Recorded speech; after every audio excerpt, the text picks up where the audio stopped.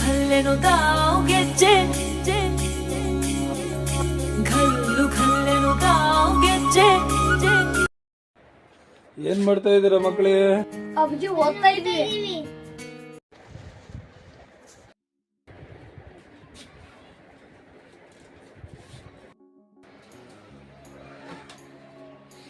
ಮಕ್ಕಳೇ, ಯಾರು ಪುಟಗಳನ್ನ ಹರಿದರಿದು ಹಾಕ್ಬಿಟ್ಟಿದ್ದಾರೆ, ಅವ್ರಿಗೆ ನಾನು ಹಣ ಕೊಡ್ಬೇಕಂತ ತೀರ್ಮಾನ ಮಾಡಿದ್ದೆ. ಯಾರು ಹರಿದಿದ್ದಾರೆ ಅಂತ ಗೊತ್ತಿಲ್ವಲ್ಲ.